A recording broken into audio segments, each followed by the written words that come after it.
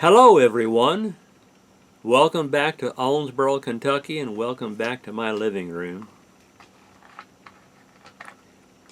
I must say you're very lucky to see me on this video, or maybe I should say I'm very lucky to be here to make a video. About 9 days ago, on September the 5th, it was a Thursday. I feel like Jack Webb telling one of his stories. It was a Thursday. We were in the downtown division. Well, that early evening, I refereed some high school volleyball, and everything went fine. And I had planned to come back into Owensboro and go over to the gym and do some exercising. Again, I got there, everything is fine. I did my exercising, and then I decided I was going to walk 10 laps, which would be a mile at that gym. And everything is fine. And on the 10th lap, the final lap, everything was not fine. My world started crashing. I can still remember walking and thinking, Mike, I'm not sure where my feet are going. I'm not sure I know where my feet are going. It wasn't dizziness, but it was disoriented. And I walked about another quarter of a lap, and I got to a place where I could sit down. I realized that I'm just on the verge of collapsing, of just crashing to the gym floor. And I managed to sit down. And I stayed there for about 10 minutes, and I thought, Michael, something's going wrong. I don't know what's going wrong. But your exercising for tonight is over. My main goal was to get back to my little jacket, my car keys, my phone, and then to try to make it home. Well, I did finally get up. I walked another half a lap, got back over to where all of that material was. I sat down in a chair right inside the lobby, and I sent a text to Luke. And I said, Luke, I'm not feeling well. I don't know what's going on, but I got to go home. Nothing's feeling very well. Now, Luke has been spending many hours this summer at his job. And I always hope that if I'm there late and that Luke might get off of work about 10 o'clock, that he'll come over and say hello. Come over to the gym and say hello to me and then do a workout. But I had no assurance that Luke was going to show up at the gym. Just maybe, sort of the possibility.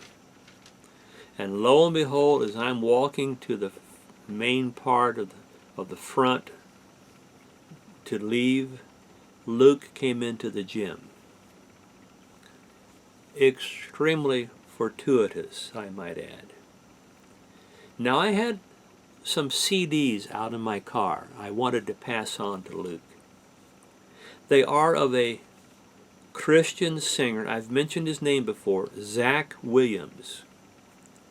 I only know of Zach Williams because Luke, in the previous weeks, had told me about Zach Williams. Zach sings Christian music with Christian themes, but he acts more like he's a country singer. He has more of a country voice, and he normally wears a hat, sort of has a country feel to it. He has a beard that sort of has a country feel to it. And the first time Luke told me about a song, in fact, the name of the song was Chain Breaker. And after Luke sent me that text a few weeks ago, I have been listening to Zach's music on my YouTube. In fact, last night before I went to bed, I must have listened to 10 or 11 Zach Williams songs. And I found them very inspiring, very entertaining, very enjoyable. And I'm very thankful to Luke that he alerted me to this music. Well, I was so happy with the music, and I knew that Luke enjoyed it. I had some CDs that I wanted to pass on to Luke. So there on that Thursday, September 5th, I said, Luke, I'm not feeling very well, but let's go out to my car and I'll give you these CDs. So we both walked out to my car. Luke got in the passenger side, I got in the driver's side. Luke was looking at the different CDs. He seemed to be very pleased that he would have that music to listen to. And I was very pleased to be able to pass it on to him. And we're chatting. I told Luke, I said, you know, I was doing fine this evening until the 10th lap. And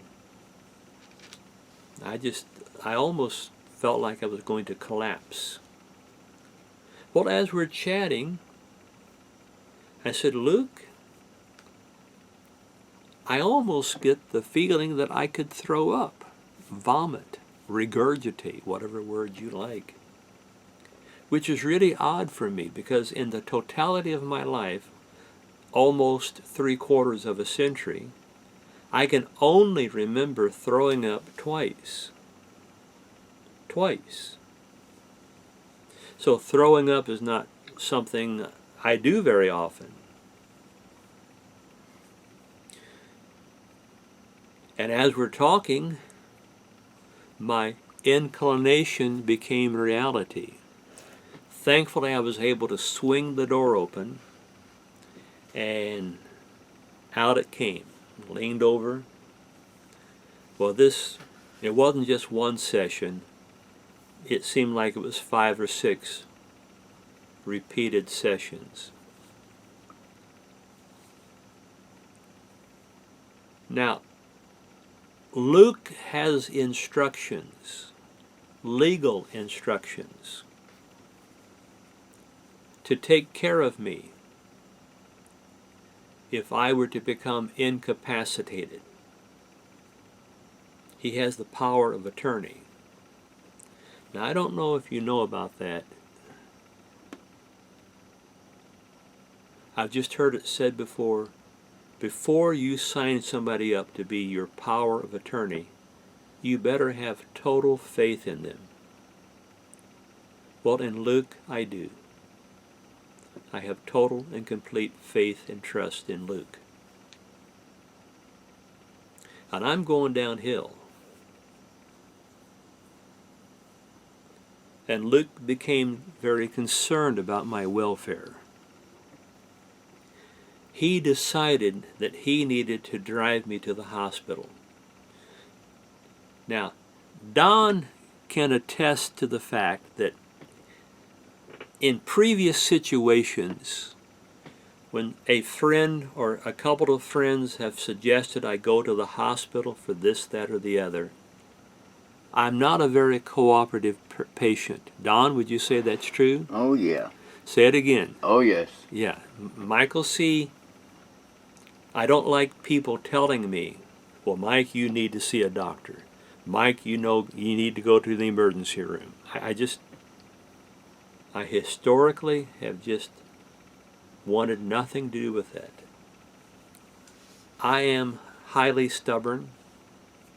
I'm very independently minded. And I figure I'm going to make my own decisions about myself. But when Luke brought up the idea of taking me to the hospital,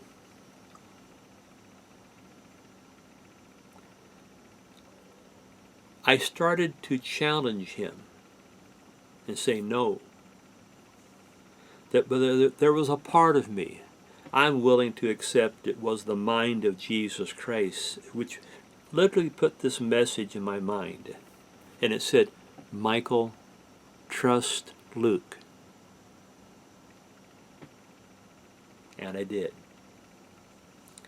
Well, by the time Luke was trying to get me from my car over to his car, I had become so weak I couldn't get up out of my car. My legs weren't working. Luke is very, very strong. But I'm at an awkward position. I'm back in the car. He can't really get to where he can get a good grip on me. And with Luke's assistance, I can't get up out of the car.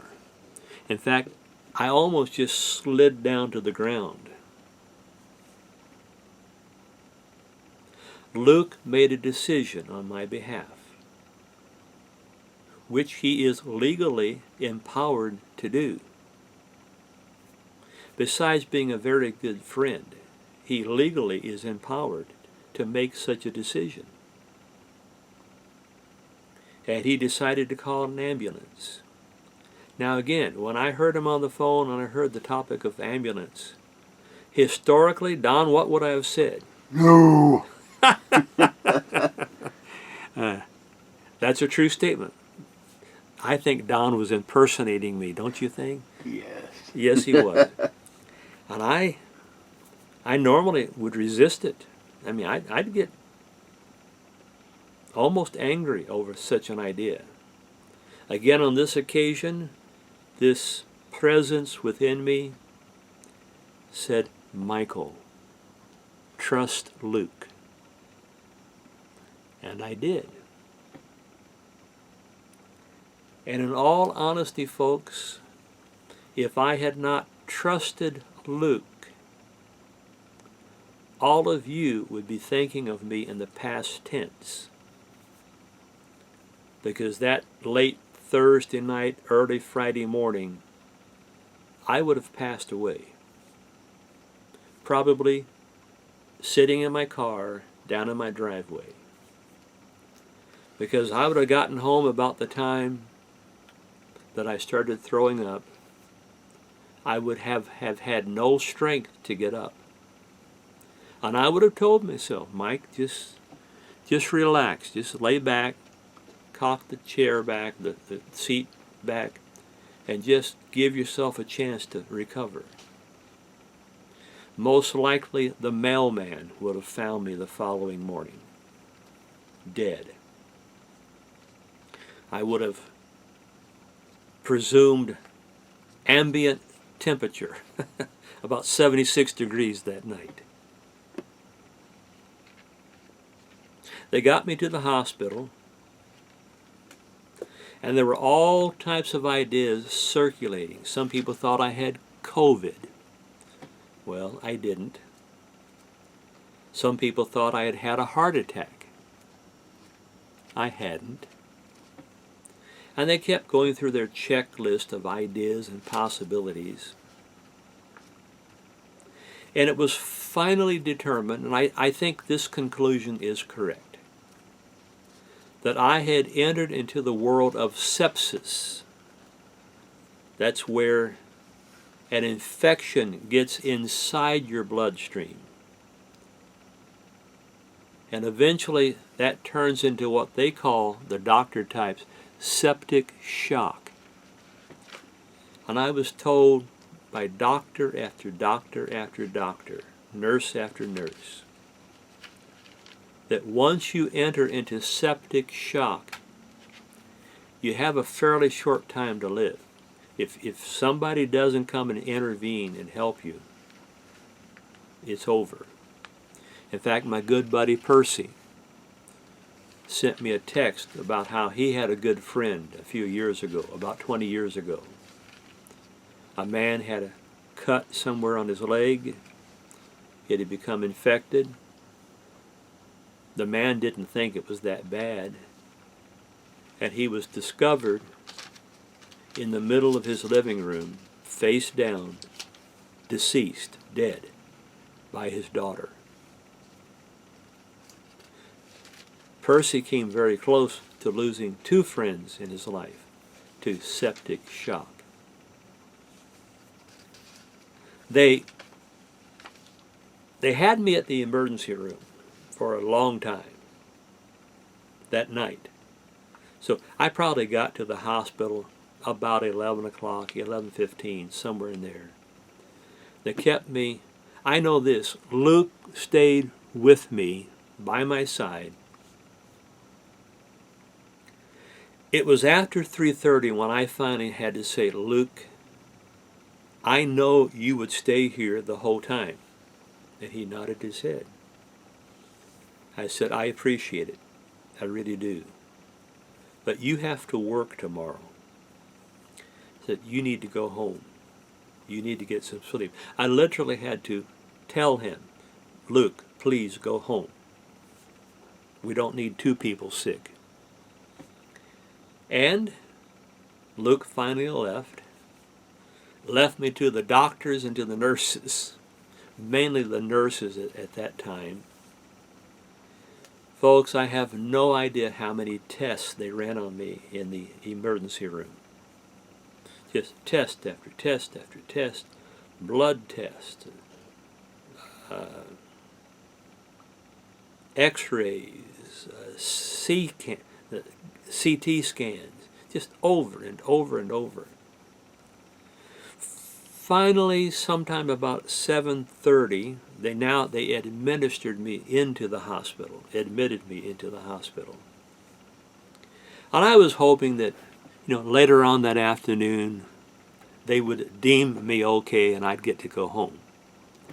Well, it didn't work out that way.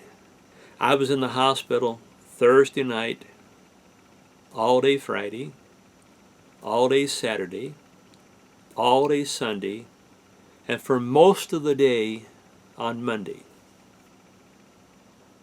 I cannot tell you how many doctors came to look in on me. I have no idea how many nurses and nursing types came in. Every doctor who talked to me told me this over and over, the same message.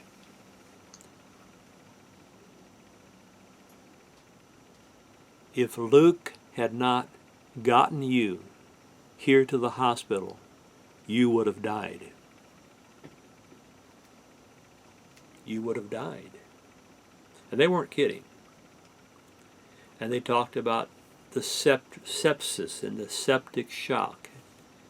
I have no idea how many quarts of antibiotics they poured into me through IV ports, intravenous. I've taken so many pills, I got so many shots. Don, I discovered on my stomach a bruise, which is only logical because they gave me some shots in my stomach. Yeah, I watched them do that. Oh, you saw it? Yeah. Well, thought you had rabies. I started to howl at the moon. And when finally I was told I could go home, I want to add this. Luke came to the hospital every night. He was there Friday night. He was there Thursday night. He took me there. He was there Friday night, Saturday night, Sunday night. And on most of these nights, he's up there until about 1:30. And again, he had things to do in his life. But he showed complete dedication. And I tell you what, that's the really heartwarming part of the story for me. Somebody can say they're your friend. But there's an old expression, actions speak louder than words. Remember the last video we talked about in James 2, faith without works is dead. Well, you can tell somebody, oh, I'm concerned.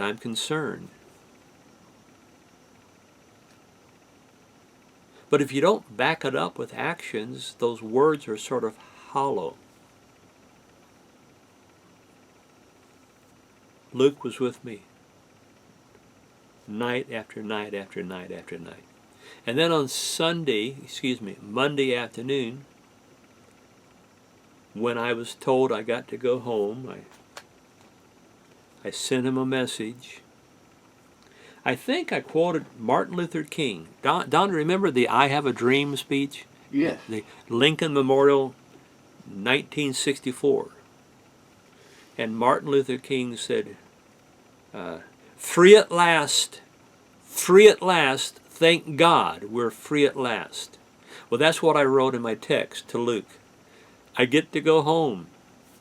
And Luke came on over and helped walk me down to the car, and we went out and had a nice meal together, very nice. And then Luke drove me over to the gym.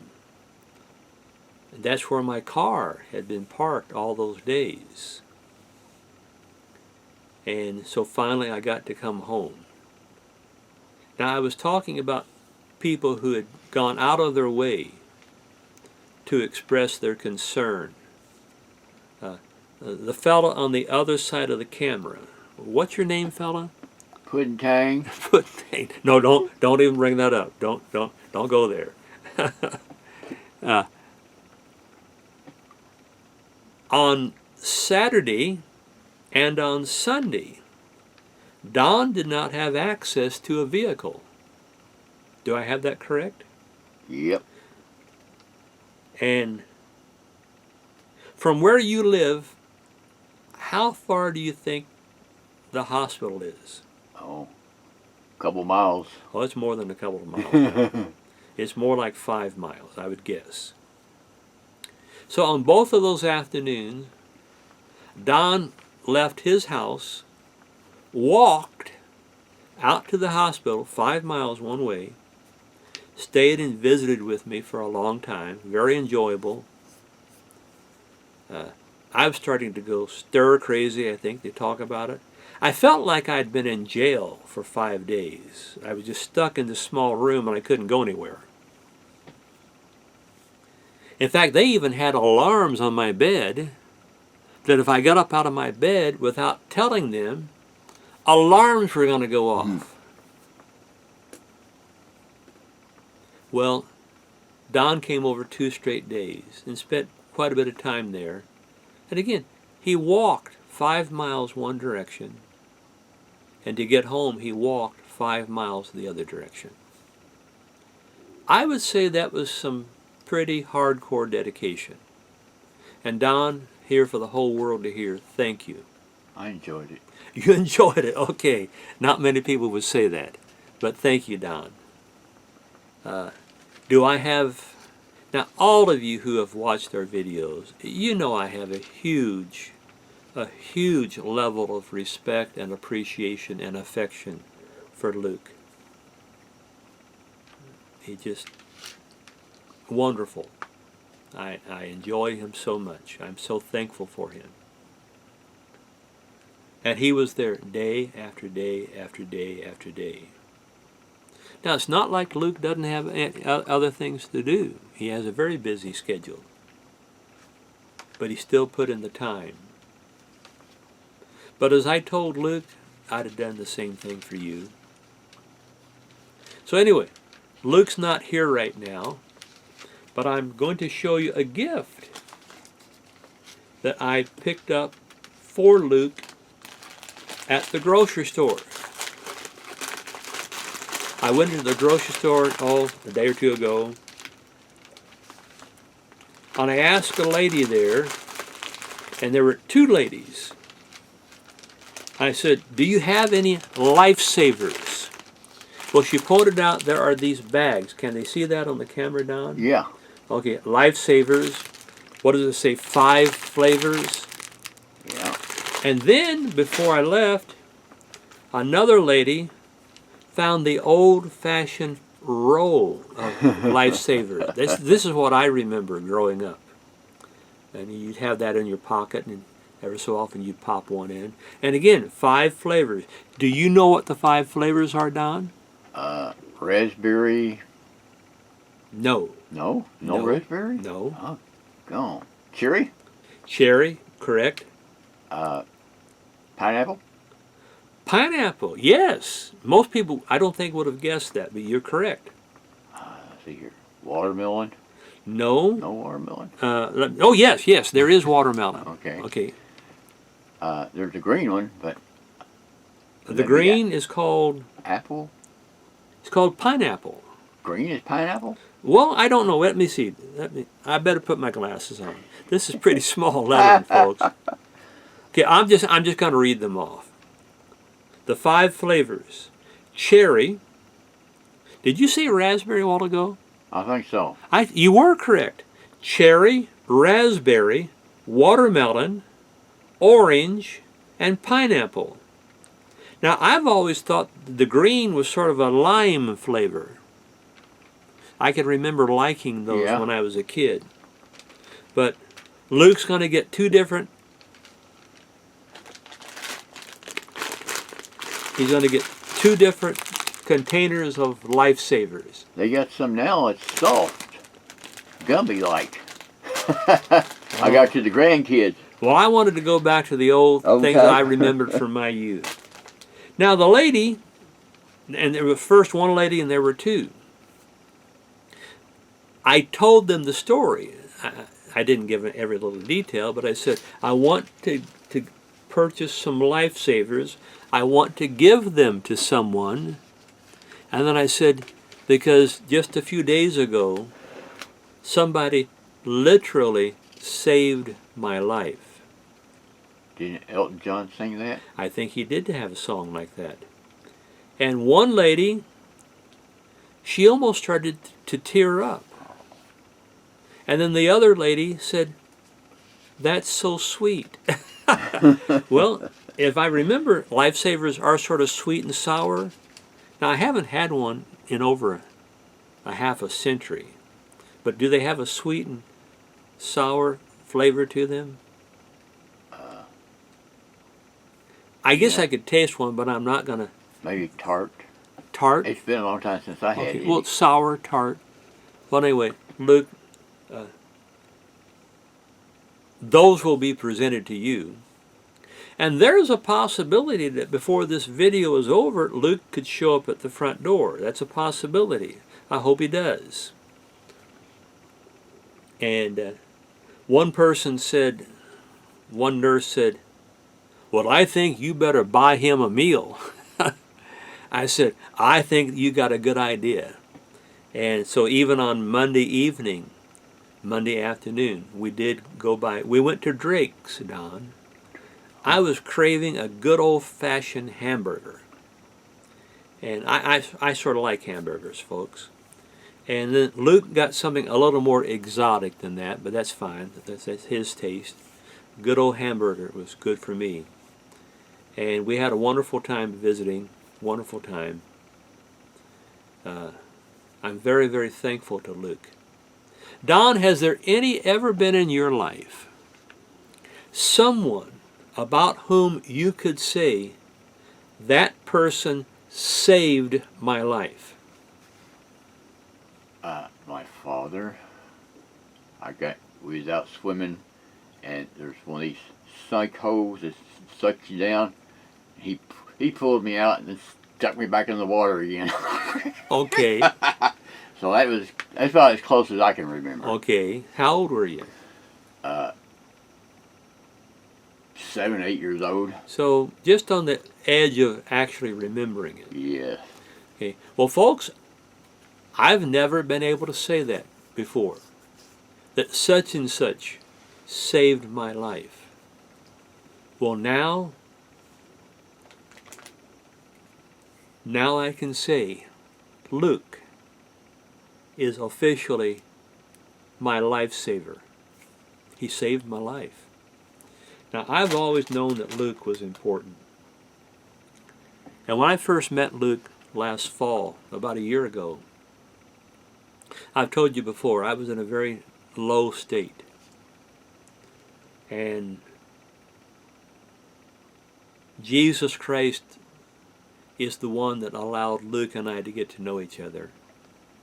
And I always thought a year ago that Luke had, in a way, saved my life. But now he's done it a second time. I think he's valuable. I think he's very valuable. I've always known that there was greatness waiting for Luke. In fact, one of the first things I ever said to Luke, and Luke, when you hear this, you'll remember it. At one time down at the gym, I walked up, we were chatting, and I said, Luke, I know greatness when I see it. And in you, I see greatness. Now, I feel that way 1,000 times moreover because of what he has done, especially about a week ago on that Thursday night, September 5th. He saved my life. I will be eternally indebted to you, and I will be eternally thankful for you.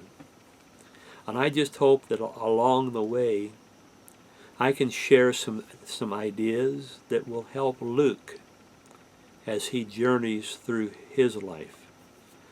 A great friendship. A great friendship. So what else was I going to say?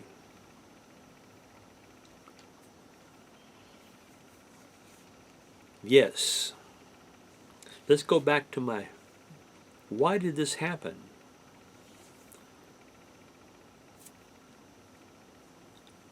I had worn a blister on the end of my second toe, the one next to your big toe on my left foot, on the tip of the toe. And with time, some medical people who were supposed to treat that, I don't think they did a real good job. Now, I'm not going to name them. And that problem on the end of my toe became, now what's their fancy word? It means bone infection. The bone on the tip of my toe has an infection in it.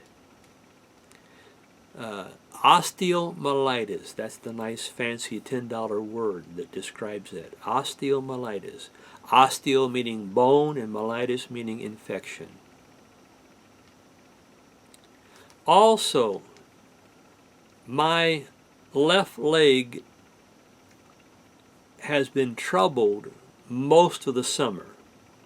Now that's a different situation, but I think we can pretty well conclude that for a long time, many weeks, I have had in my left leg a condition known as cellulitis. That's an infection of the skin and of the tissue.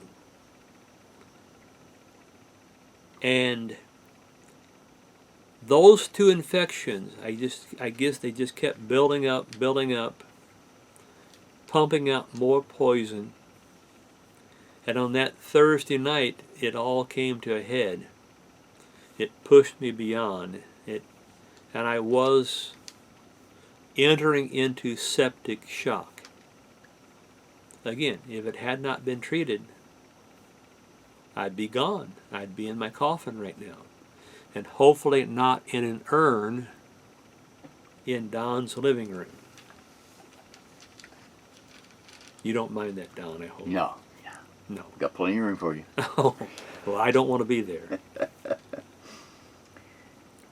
So, I have several medical types, including doctors, who told me during my 5-day stay at the hospital that it may end up that I have to have my toe amputated.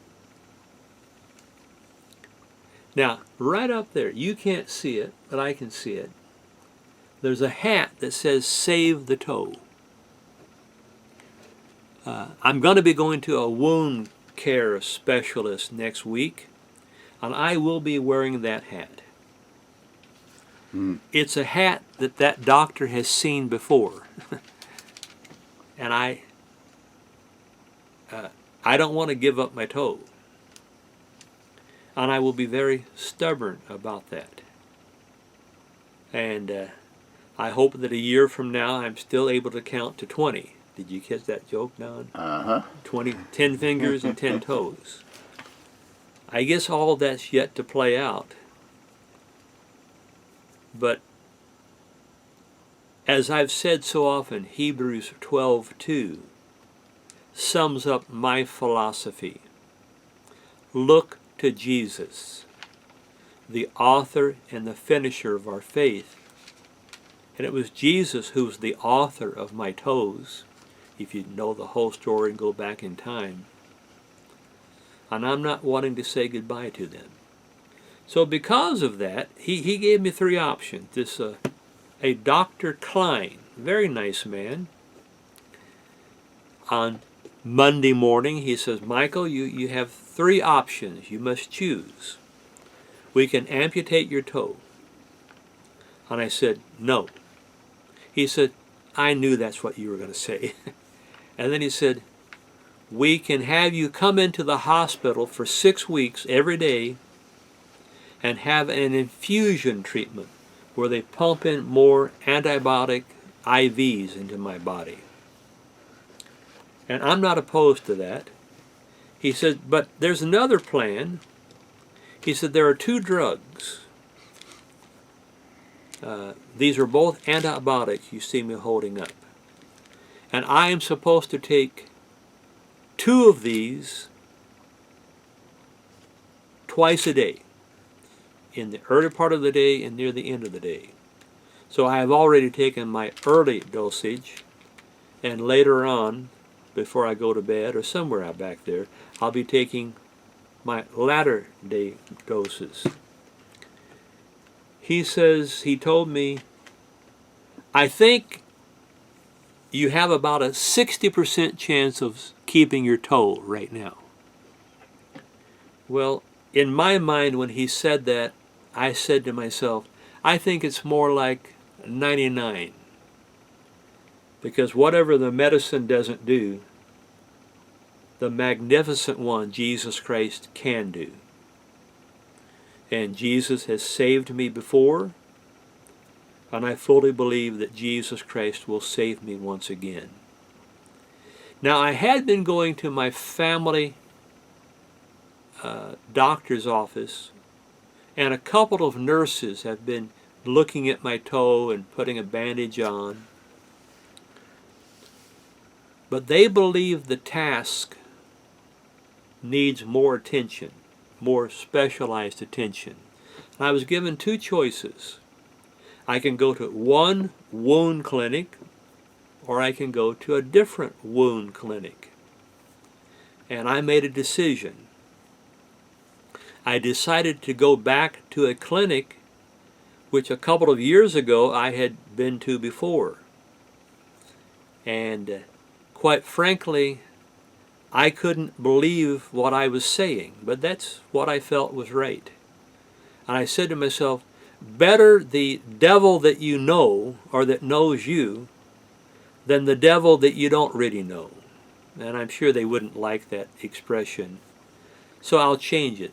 Better the doctor that you know than dealing with the doctors you don't really know. So I've got 6 weeks of looking at that. I hope the toe keeps getting better. I hope that when I see, probably on Wednesday, this new doctor, or not new to me, but new to my foot, my second toe, I hope things are already looking better. That is my hope, that is my wish, that is my prayer. And if you all ever get to see this video, I hope it's your prayer too, for me. Now that brings up this 3rd thing I want to talk about. Getting the videos to all of you on YouTube has become more challenging in the last couple of days.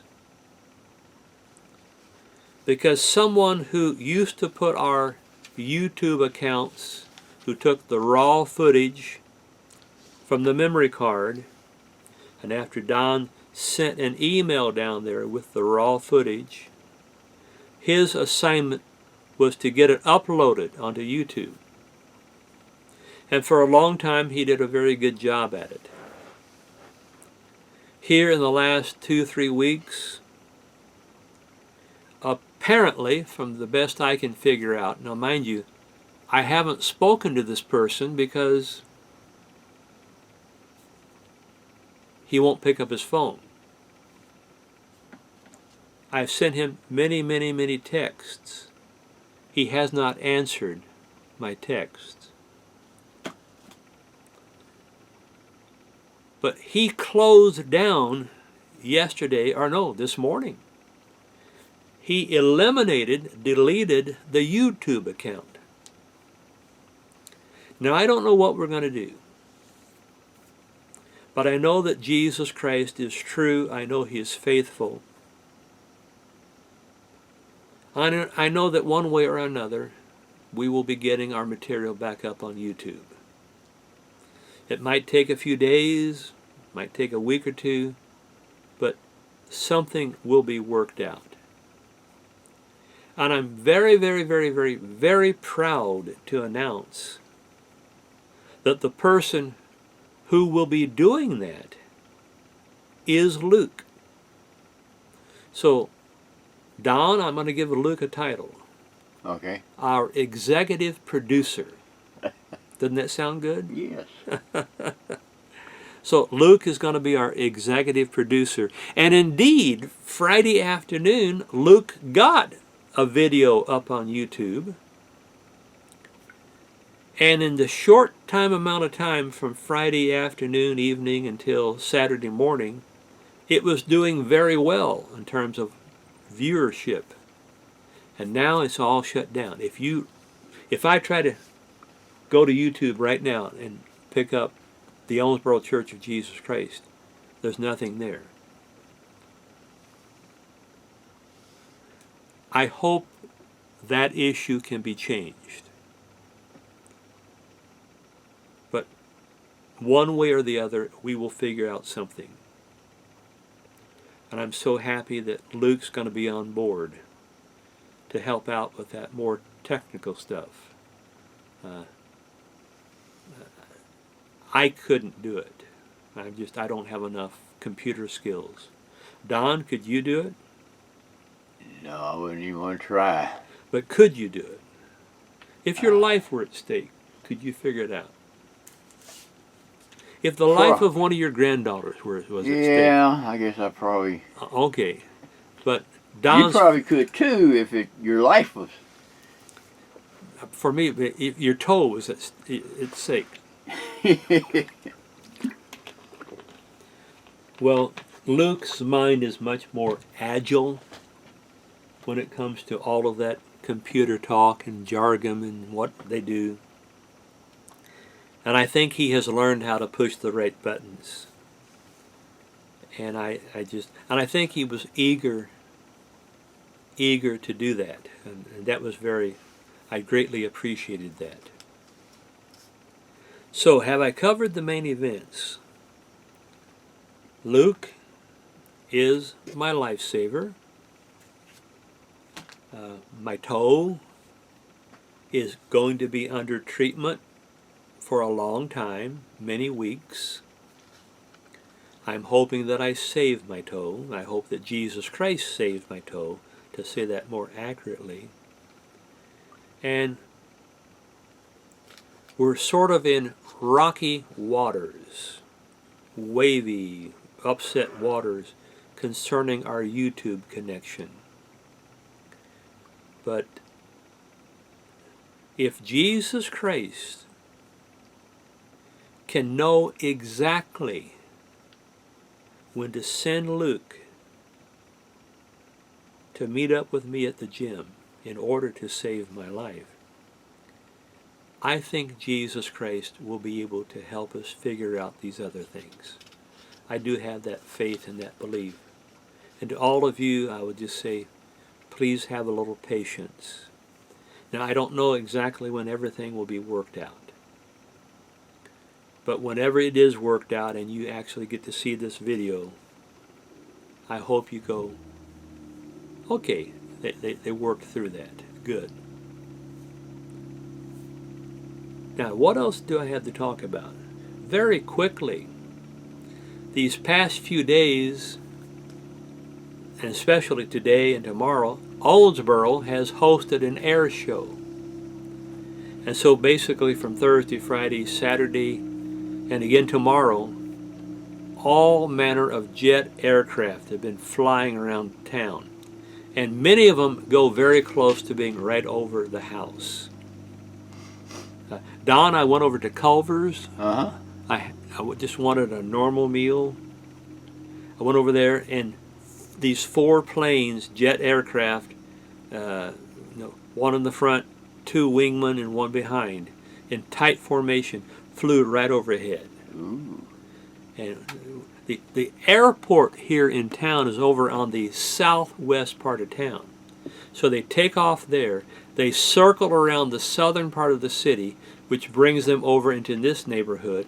Then they start to turn, and they go up, they line themselves up with the river, and then they make a run down the river where a lot of, I guess, people view the air show. So then, after a few miles, they get down to the end of the run, and they either fly back to the airport or they circle around for some more. So they have been circling and circling and circling. And at times you go, am I in a war zone? Is the enemy trying to get me? Well, in a way, the enemy is trying to get me. And the enemy is trying to get all of you. Do you know where we're going here, Don? Yeah. Can you cite the scripture? No. Ephesians chapter 6. Now, Don, I totally forgot to look at my watch when I moved. How long have I been going? Oh, 47 minutes. That's all. 47 minutes. Okay, I'm trying to figure this out.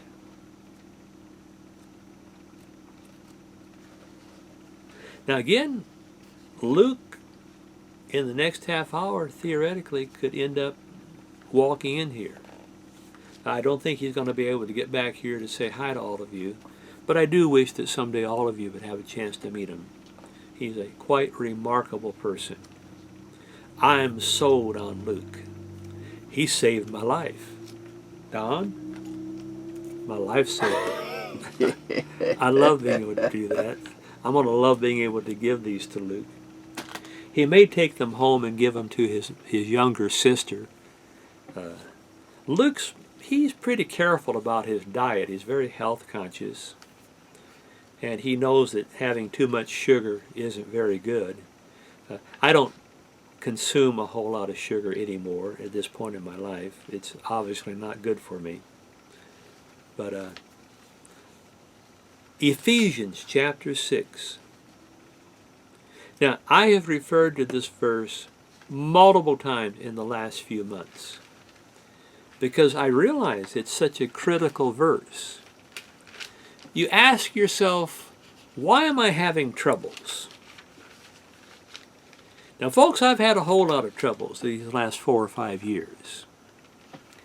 And I think in every case, the nemesis behind my problems is an evil force that we call Satan, the devil.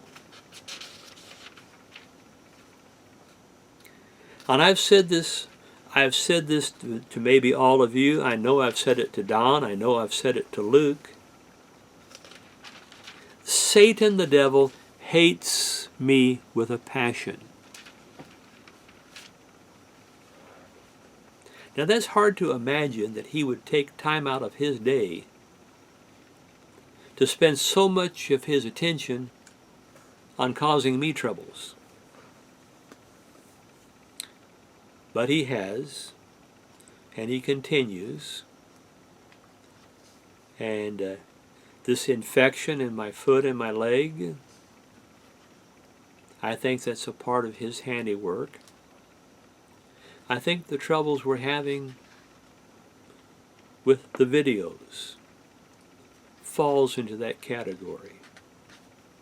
But the Apostle Paul wrote chapter 6 in the book of Ephesians, verse 10 to begin with.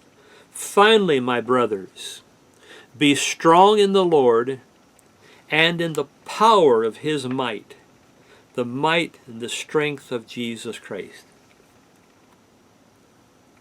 It's the only thing that keeps me going. Literally, on the evening of September 5th, it was Jesus Christ who directed Luke to show up at the gym because I needed some help. And Jesus knew that.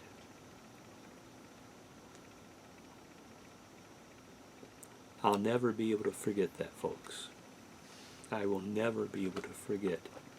I will never forget to be thankful and full of gratitude and thankfulness and thanksgiving to both Jesus Christ and to my very good friend Luke. Thank you to both of you.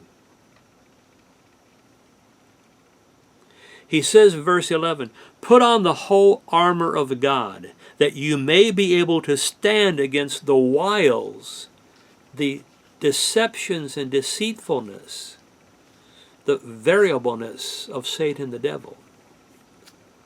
Now, Satan doesn't just attack you one way and one way only. He will come at you from many different directions. He is always looking and probing for a weakness. For me, it's looking for a weakness where I would give up on my belief and faith in Jesus Christ. He has attempted to discourage me. And I must say, over the past year or so, he's done a very good job at discouraging me. Do you know what the word discourage means, Don? Giving up.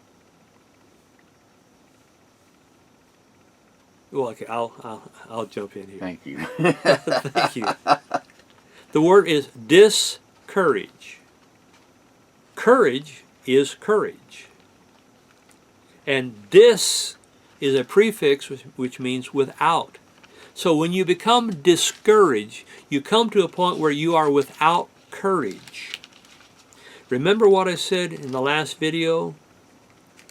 That faith and courage are synonymous with one another. If you have faith, you are courageous. If you are courageous, you have the Spirit of God. So what does Satan want to do? He wants to remove from us our belief and our faith in Jesus Christ. Because without that faith in Jesus Christ, we are just like leaves blowing around on a fall day. Wherever the wind blows, it takes us. And we don't have any root. We have no foundation. But we cannot survive. I'll put it differently. I cannot survive unless I have a strong foundation in Jesus Christ and Him being a part of my life. And he's tried to discourage me. He's tried to drive that faith out of me. He has tried to put within my mind doubt about a lot of things. But up to now, every time Satan starts to slam me with doubt, depression, a sense of gloom and doom, it is Jesus Christ and my dear friends who lift me up. So there's a little bit of a battle going on in Michael C. I'm right smack dab in the middle of a battle zone. And so I have on one side the evil and the discouragement of Satan. And I have on the other side of the battle lines the positiveness, the hope, the joy, the happiness, the encouragement, the faith of Jesus Christ and my good, dear, loyal friends. Now, at times you find out that those individuals that you thought maybe had been your friends, you find out that maybe they weren't. That's a different subject. We're not going to go there right now. I just don't think I should go there right now. Maybe someday. The wiles of the devil, the way he tries to pick apart, it's like a roof. Don, you know a roof has shingles. Uh-huh. And if somehow Satan could get his bony little fingers under some of those shingles and pull them up or to pull them away, that part of the house would be drenched in a future rainstorm. He said in verse 12, and this is a key scripture in this passage, "For we wrestle not against flesh and blood, but rather we wrestle against principalities, against powers, against the rulers of the darkness of this world, against spiritual wickedness in high places," lofty, elevated places, like Satan and his lieutenants and all of his soldiers, demonic powers under him. And they indeed have been attacking me over and over and over. Now again, I only have two places to run. I only have two places to hide. And one is underneath the protective wings of Jesus Christ. And the other place is being underneath the protective wings of individuals who think very much like Jesus Christ. I call them my two pillars. Jesus Christ and my very dear, special friends who also lend to me their strength. And I think you know who one of those people might be, because I'm not very reticent to mention his name.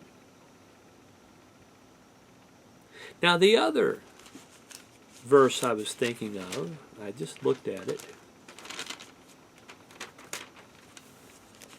I think I better put my reading glasses on. I keep forgetting to do that. And then nothing looks normal, Don. It's just all blurry. And then I put my reading glasses in and I go, oh, okay, I got it.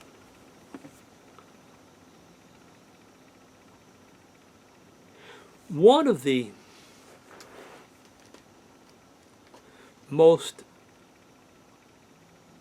salient things which I have learned from the Bible, it was spoken by Jesus Christ. We're not going to go back and read what Jesus said, because I've done it many, many, many times. And when I say it, the moment I say it, you're going to know that I said it. I've said it. Jesus said, "You will know them by their fruit."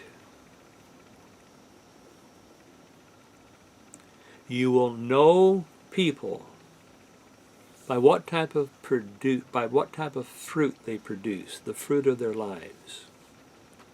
And then in the book of Galatians,